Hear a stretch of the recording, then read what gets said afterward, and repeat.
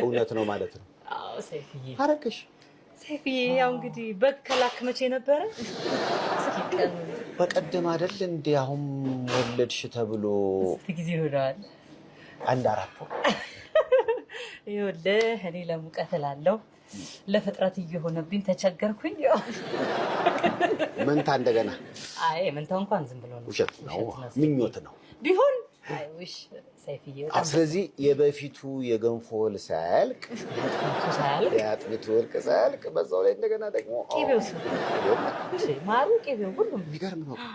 እንግዲህ አንድ ላይ ያድጋሉ። እግዚአብሔር ጤናማ ልጅ ይስጥ። ልጅን ፈጣሪ ምን ታዲያ ምን ሰይፍዬ ምን ልጠጣ በእናትህ ምን አለ እስኪ?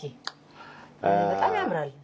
ምን አለ መሰለሽ፣ በነገራችን ላይ የኔን ጁስ ቤት ለየት የሚያደርገው ወደ 88 አይነት ነው። 88 ሜኖ 88 አይነት ፍሩት ሳለ እንዴ ሲጀምር ባረ 88 አይነት ፍሩት ላይኖር ይችላል። እሺ ግን ምን